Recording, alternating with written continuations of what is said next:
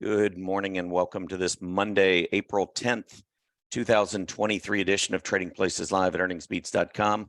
I'm Tom Bowley, Chief Market Strategist here at Earnings Beats, and I'll be your host for the next 30 minutes, featuring everything you need to know as you prepare for the trading day ahead. Well, let's see. Starting off a new week, second week of April. Last week, kind of an interesting week. I mean, if you look at the S&P 500, it was relatively flat, but there was a lot of movement underneath the surface. Healthcare had a great week. Utilities did pretty well. Communication services, it wasn't all defensive leading last week. We had communication services that actually had a pretty decent week last week, and we're going to talk about that group a little bit more later. I think that chart and one key area within that sector really looking strong right now. So we'll we'll get through a lot of different areas of the market this morning. Do want to just mention before we get started that looking at futures, we are looking at a lower open. Of course, it's Monday, which is historically not a good day. It's the worst day of the calendar week. And that dates back to 1950. And also the 7th to the 10th of calendar months tends to be your profit-taking period. I mean, that's obviously just over time. It's not every single month, but it's Monday and it's the 10th. Monday the 10th, and we see Dow futures down 125, S&P 500 futures down 23, NASDAQ futures down 110. So on a percentage basis, NASDAQ futures actually down more, down a little bit more than 0.8%. S&P's down just slightly below 0.6%, and Dow futures down a little bit under 0.4%. So clearly the money is rotating. At least futures point to a lower open on a percentage basis on the NASDAQ. We'll see how that plays out.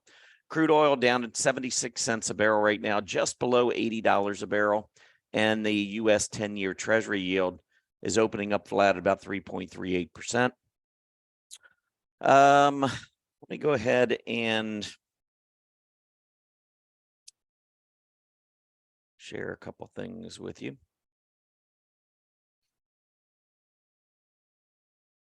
So first thing, before we look at the action from Friday, I do just want to mention, I'll mention this a couple of times and mention it more and more as we go throughout the week.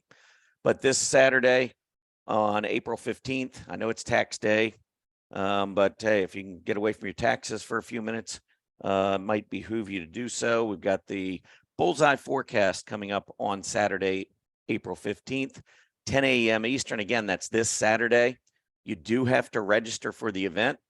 The good news is, though, it's free. It's free to everyone.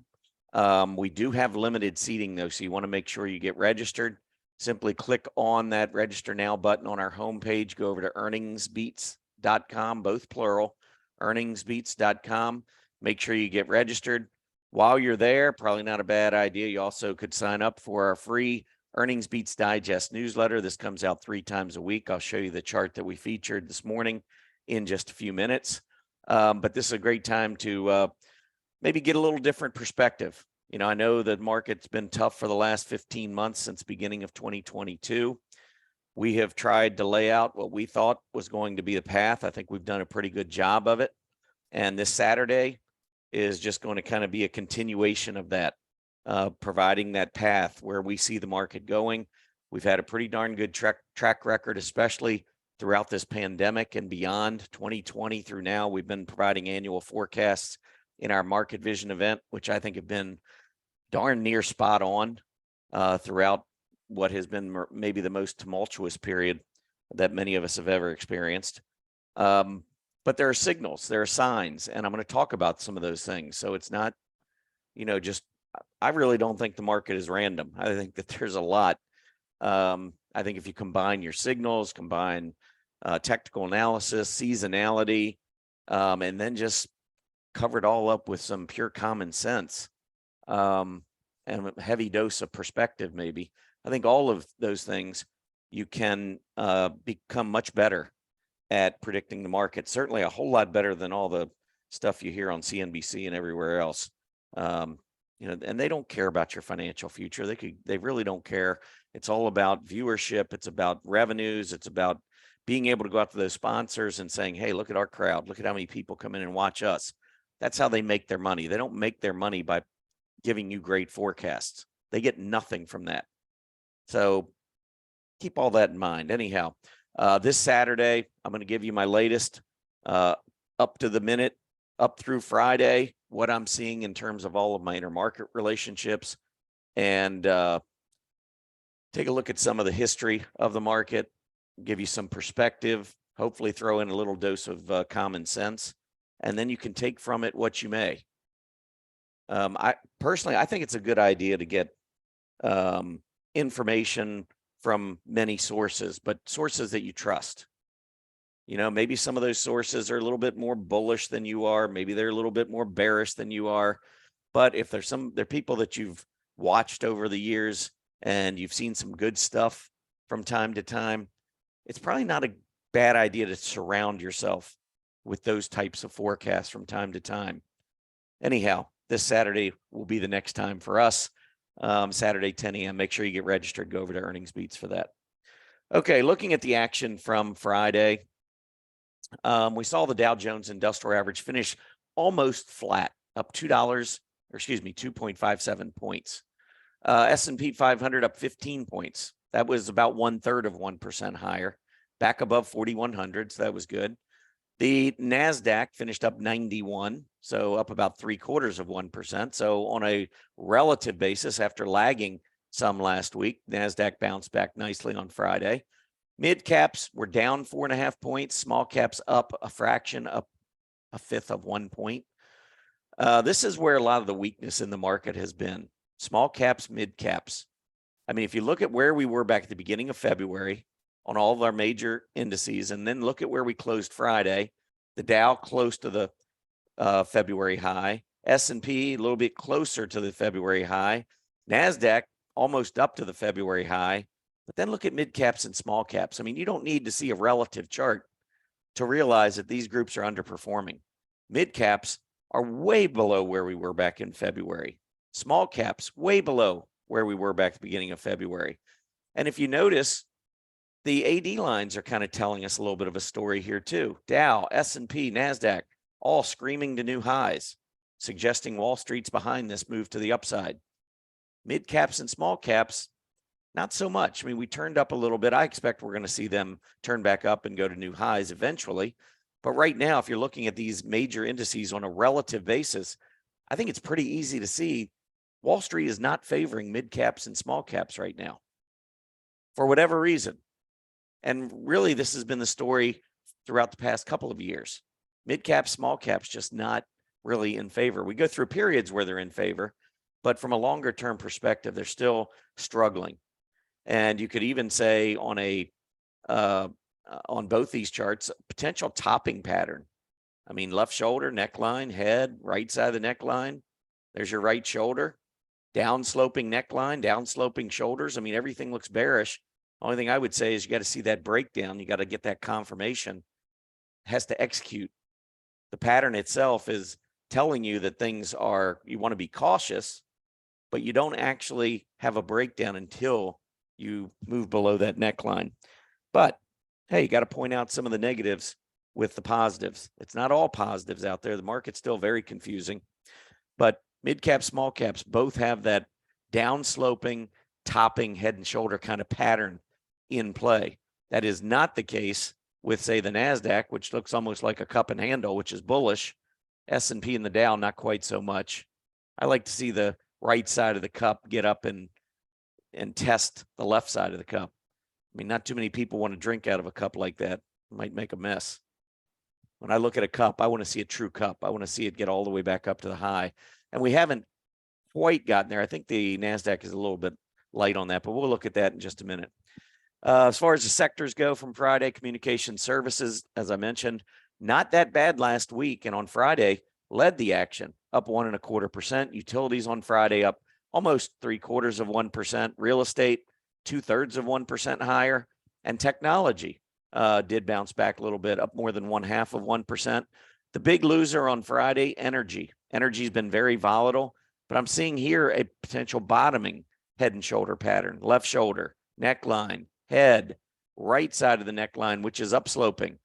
Can we hold at least that 20-day moving average as we pull back? Look at where this left shoulder is, down around 82. 20-day right now is at 82.50. And it's going to be a key area on energy on any pullback. So that's something we want to keep an eye on and watch closely. All right, let's move on to the 10-year Treasury yield. One thing that was really odd last week is, and by the way, I just talked about the action on Friday. That was actually on Thursday. Market was closed on Friday. My bad. And I just got reminded. And it was funny because last week I would have mentioned it to everyone. I had no idea until Thursday that the market was closed on Friday. I get so buried sometimes in all the minutia, miss the big picture. But anyhow, we did close on Friday for Good Friday, and that is a normal market holiday, just one that escaped me going into the Friday. But anyhow, over the weekend, we did have economic news, which is kind of weird. Normally, we don't get economic news on a day when the stock market's closed. But Friday, we did. We got the non-farm payrolls. It was a big report. Anytime we get non-farm payrolls, to me, that's like the stock market getting its earnings report.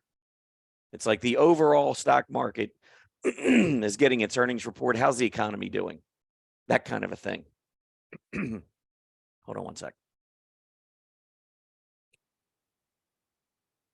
So when the report came out on Friday, non-farm payrolls came in a little bit below expectations, just like the ADP employment report did on Wednesday. I actually think, before the report came out, I was thinking, okay, what would be the best scenario for stocks? I was like, well, excuse me. Allergies are a real thing, by the way, for me anyway. So I was thinking about it, and I'm like, what would work for the stock market? And I said, well, Friday, when the news comes out, it would probably be best if we don't have a roaring hot report. I mean, folks are still worried about, okay, the Fed raising rates. The Fed, I think with all their rate hikes, is trying to slow the economy down. So really the last thing you wanted to see would be a report where jobs just blew the cover off the ball, We didn't want to, I think the expectation, let me see what that expectation was. The expectation was 240,000 jobs. I mean, if we'd come in at 400,000 or 500,000, I don't think the market would have liked that at all. And I think we would have a major sell-off, or at least a short-term sell-off. But we didn't do that. And then I thought, well, you also don't want to have a negative report, a shocking report to the downside, which says, hey, all of a sudden, you start adding on more and more to the recession talk and recession fears. So I thought to myself, well, maybe just a little bit below expectation or right around expectation would probably be best for the market. And that's essentially what we did. We had the March non-farm payrolls. I don't have the actual number here in front of me, but I think it was in the 230s. And non-farm payrolls expected was 240,000. So we were in just slightly beneath the expectation. The unemployment rate, I think, was right on par with what was expected. And average hourly earnings, of course, we're watching that for wage inflation. That was as expected, rose 0.3%, which is what the market was looking for. So I thought overall the report on Friday was probably better for the bulls than it was for the bears. But at least in terms of futures, not really panning out, because we do see futures down this morning, although they are all down less than 1% last time we looked. But the just the fact that we had such a big economic report on a day when market was closed was just really odd. Doesn't happen very often. And so anyway, I just wanted to point that out. Looking at the 10-year Treasury yield, you can see we have moved up today. It's actually showing on, I'll show, because I get my information in the morning from CNBC. It's showing it's flat with a close of 338, but I'm showing last week's close at 329, 328. So I'm not quite sure, even on an intraday basis. April 6th, right here, you can see we closed at 329. Looks like it's up. But anyway, it is what it is. Right now, it's at 3.39%. I think when we look at it on that daily chart, though, we're still way below the 20, which is below the 50. And I guess my biggest question at this point is this going to be another head fake? Because we have seen plenty of them. We were downtrending here. We had a head fake back up. Looked like, okay, now we're moving back above the 20 and the 50. And then we came all the way back down and we twice printed lows below this 340 level. They were head fakes as we turned around and went right back up again. Here we break out above the 390 level, 390, 391, which I kept saying was a clear short-term resistance on the yield. We got up to 410 almost. But again, that turned out to be a head fake. And back down we go on the yield, setting new lows. We tested this 337 area, went back up to over 360, and then came all the way down to 330, but printed a hollow candle. It looked like, okay, that's it. We're going back up off of this hollow candle. And we did, but only for 3 days. Couldn't get through the 20-day and then back down again. So I think even more confusing than the stock market has been the bond market, especially the long bonds, the 10-year Treasury yield. I can't quite figure out. I mean, I do have my own thoughts that this is going to go lower over time. And I do think when you look back to where we were in October, I do think we are downtrending in a more intermediate term. But to say that this has just been straight down, that has not been true at all. We've had some false breakdowns, back up, false breakouts, and it's just been kind of a wild trip in the 10-year Treasury yield. But bottom line is we are sitting right now almost 100 basis points below where we were in October. And if you know anything about valuing companies, valuing stocks, 100 basis points lower on the 10-year Treasury yield means stocks should be valued much, much higher. And that's part of the reason why we've seen such a nice rally in 2023. Will it continue? And if it does, to what extent? Join me on Friday. Again, go over to earningsbeats.com right there. It's going to be fun. Let me just say that. It's going to be fun. It's going to be interesting. All right, let's move on to the S&P 500. So right now, we are sideways consolidating, but we are coming off the bottom in October, and we have printed higher high, higher low, higher high, higher low, and right now we're just kind of in the middle here. The big level, I said it many times, I'll continue to say it, 4,300. 4,300, if you go back up and you close through 4,300, a definitive solid close or two above that level, to me, that ends the long-term downtrend. And the long-term downtrend, if we just go back, show the last 2 years here, you can kind of see lower lows, lower highs, lower low, lower high, lower low, lower high. Actually, if you look at those two highs, it's higher. But I would actually maybe go all the way down from this low to this low. So all the way down here, then this is the reaction high.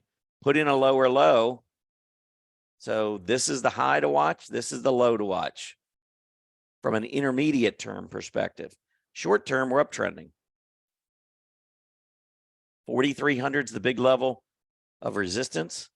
3,500 is big level of support. 800-point range, and that's where we've been trading since the October low. So things are good. There are some reasons to be very optimistic, in my opinion. One would be the huge January that we had. It's not 100% accurate, but it is pretty darn accurate. Some call it the January barometer. I like to call it the January effect. To me, it is a barometer. It's shown to be a pretty good barometer of future action, but I think it also, the effect that it has on the market, I think is undeniable based on history. When you have a strong January, and this was, I believe, like the 6th or 7th strongest since 1950, when you have a strong January, in almost every case, not every case, almost every case, you have a strong balance of the year from February 1st on.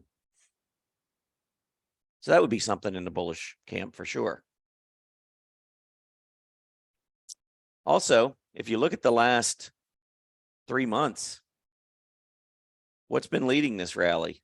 Well, if you go over to the sector summary and pull up the last 3 months, it seems to me like there's 3 groups that really have been, the Wall Street's jumping all over. And they're not 3 bad groups either. Technology, communication services, and consumer discretionary. Wide margin. I mean, money is rotating heavily into those areas. And the problem is when you look at the rest of these areas and say, well, they're all underperforming the S&P 500. Well, when you get technology, which is 27% of the S&P 500, maybe it's 26%, I'm not sure. Actually, it's probably back up to 27% because it's been so strong. But anyway, when you get technology, which is 27% of the S&P, blowing away the S&P, and you get communication services and consumer discretionary, which is probably another 20% of the S&P, these three combined are close to 50% of the S&P 500. When they are blowing away the S&P 500, just do some simple math. You can't have 11 sectors all outperforming the S&P 500. Somebody has to be, the money has to be rotating out of somewhere. This chart right here is telling you it's rotating out of everywhere except these three groups, the most aggressive groups. Why would we be seeing money rotate so heavily into those three aggressive groups if we were about to go into a nasty recession? These would be the groups where earnings would get hit the hardest. Well, I got two possible reasons why. One is because the recession, if there is one, probably going to be very mild. I think if it was going to be a deep recession, these groups wouldn't be performing like that. That would be reason number one. Reason number two, I could argue it's already been built in. I mean, these groups all went down 30% or more. Communication services got crushed over about a 15 to 18 month period. Here's the XLC. Let's go back, look at a 2-year chart. It was at 85 in September of 2021. It went down to 45, cut in half a little over a year later. Don't you think when valuations of companies are 50% of what they were 14 months earlier, that a lot of bad news is already built in? What do you want them to do? Go down to 20? You want them to lose 75% of their value? 90% of their value? I mean, maybe, but that seems a little unrealistic to me in a market where you're still sitting at pretty much all-time highs in terms of employment. Still got positive GDP. Still got interest rates, which are among the lowest in history. And you think we should lose more than 50% of the communication services group? I think the bottom's clearly in. I think the group's going higher. But again, that's me. That's what I'm seeing. And that's what this is telling me. The NASDAQ 100 already took out the February high, by the way. So if we pull up the NASDAQ by itself, we're sitting right pretty much with a cup right up to the prior high, that 12,250 high. So there's your uptrend. Here's your cup. Here's your little handle going in. And now we'll see whether or not we can get through the cup to the upside, or, hey, it's possible we go lower. Maybe this pattern breaks down. Again, the pattern itself doesn't guarantee us prices are going higher. It's just a pattern that is bullish if it executes. Off of an uptrend, it's a continuation pattern. You expect them to execute and move to the upside, but you can't sit back and think it's a guarantee. I mean, even if it makes the breakout, I've seen breakouts fail. Nothing in the stock market, no technical analysis is a guarantee. And that's why some folks don't believe at all in technical analysis, because there's nothing that works 100% of the time. So proponents of technical analysis will look at the times it doesn't work and say, see, this is just hogwash. This is ridiculous. It means nothing. But those of us who follow technical analysis know different. Technical analysis is extremely important. I say this all the time. Technical analysis, I don't look at it to provide me any sort of guarantees. I use it to manage risk.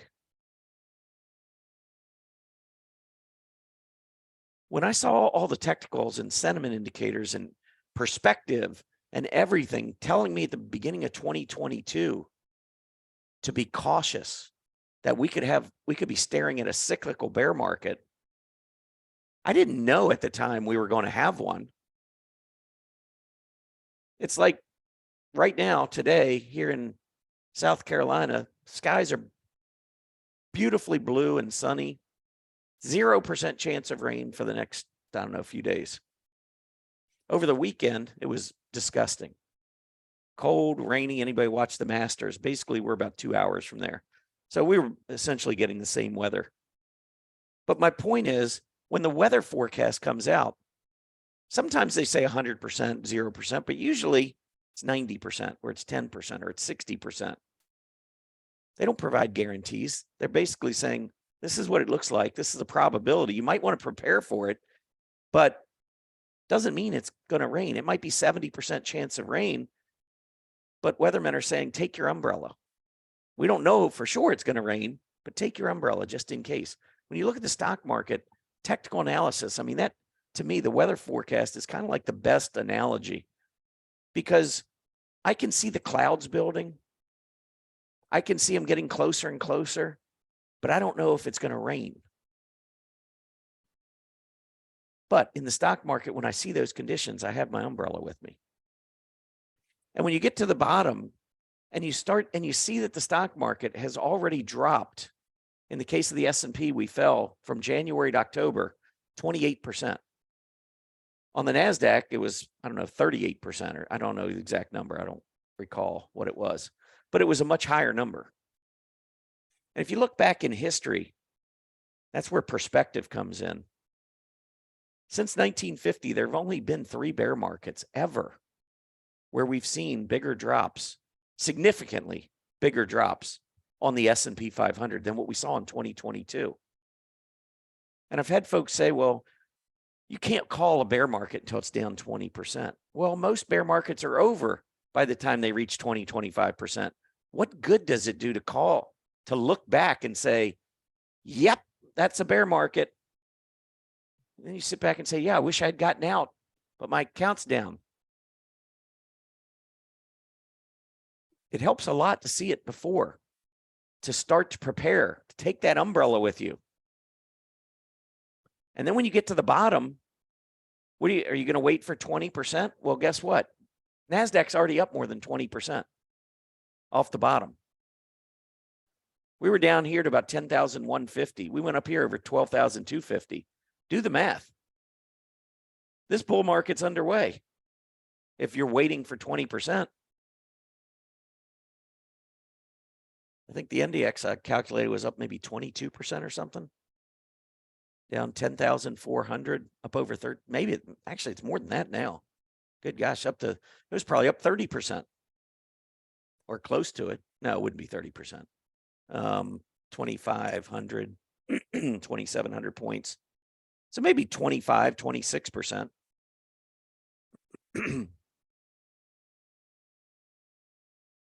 So it kind of makes sense. Here is where I called the bottom, mid-June.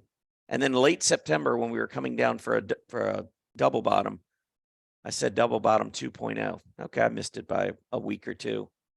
And I was, we had 4 or 5 lower closes. I think getting in at either of these 2 bottoms, based on where we are right now, pretty good call. Again, waiting until you've already gone up 20 or 25% before you get in, and you wait 20 or 25% on the way down before you get out. What has that done for you? All that is following the media.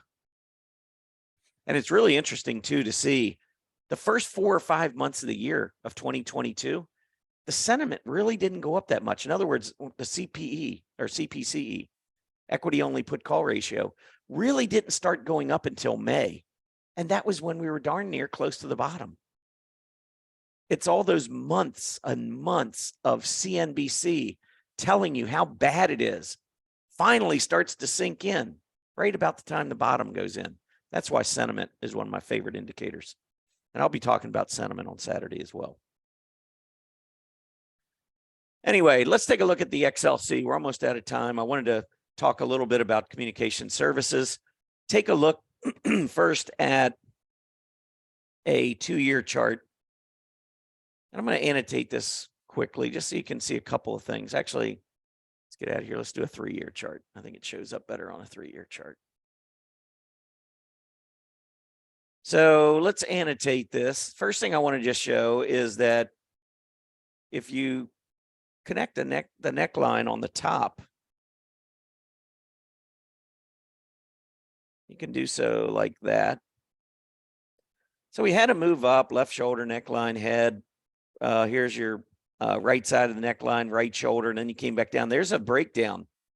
And then there was a false move back to the upside, got to the 50, and then boom, down we went. Pretty significant move lower. But now look at what we got. Now we've got left shoulder, neckline, head, neckline, right shoulder, and move back up. The thing that's great about head and shoulders patterns is when you're going down in a downtrend, you get these lower lows and lower highs. The lows never get up to the prior, or excuse me, the highs never get back up to the prior high. And when they do, it's kind of gives the mark or the chart a little different look. Now, all of a sudden, we got enough strength to get all the way back up to that prior high, which is different than all these others. So you already should start to think, okay, something's different, right? How about the PPO, the daily PPO, which went way above the zero line, came back down and tested it and is rising again. Now, all of a sudden, we got bullish momentum residing throughout 2023.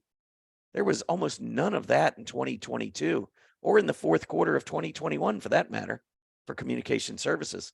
So after 15 months of really bad action, I'm seeing things really turning around here for communication services. And watch that 60 level. If we get a breakout above 60, that's going to be really bullish for the XLC. All right. Let me see. One other thing I wanted to do here before we exit is part of the XLC is the internet group. This is the group that I watch the closest in this space. We just broke out above it. See that? I mean, we had these tops coming in at 2,500. We had to move up. We had a nice little cup, little handle, breakout on Friday. Now, today, you can see that today's action already down a little bit. Back down to test the breakout area. And we could go down to the 20-day. I would be looking for that area to hold if we got there. But we got a breakout in probably the most influential part of communication services on Friday. So I think it's just a matter of time before we see the XLC making the same breakout to the upside.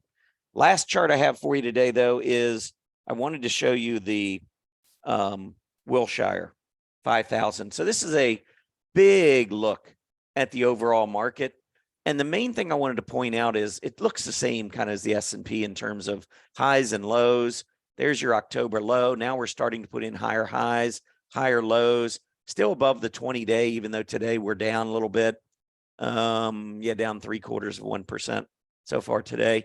But look at the AD line breaking to another new high. Here we broke to a high, and when we went down here and things looked bad, AD line stayed above, and as soon as we started to turn up, AD line goes to another new high. Even here, when we had the low in October versus June, the AD line much above. And that's one of the themes I've talked about over and over and over again since probably about June of last year, is most of the weakness is coming in the morning, just like today, gap down, maybe a little bit of selling in the morning. And then what we have seen basically throughout the last year is buying in the afternoon. And that is not a hallmark of a bear market. Bear markets, you tend to see selling into the close. You see distribution throughout the day. You don't see strong finishes. Strong finishes to me reek of Wall Street accumulation. Let's see how we finish today. Obviously off to a poor start. One other thing on this seasonality chart of the Wilshire, I just wanted to point out this. Thought this was interesting as well. If you go back the last 20 years and you look at the average returns by month, the best consecutive 2-month period is March, April, gaining 2.8%. The next, well, the same is October and November, gaining 2.8%. So it's April 10th. We are in the middle of the sweet spot historically. We've got signs pointing to distribution or to accumulation. And again, we're seeing a early morning gap down. Is that going to be enough? Are we going to turn things around here later today? I don't know. We'll find out. NASDAQ right now down 1%. I do want to thank all of you for joining us here on our new YouTube stream. We've been doing this now for, I don't know, maybe a few weeks. It's been growing. We want to thank you. Be sure to like the video below. That would certainly help us, and subscribe to our channel so that you'll be up to date on anything happening earnings beats wise. Again, want to mention on Saturday of this week, go to earningsbeats.com and make sure you register. We do have limited space. The room that we have has limited seating. So once registration is complete, it's complete. So make sure you register early to guarantee your seat. Anyhow, everybody have a great day, and I will be back tomorrow over at Stock Charts for your next Trading Places Live. Have a great day, everybody. Happy trading.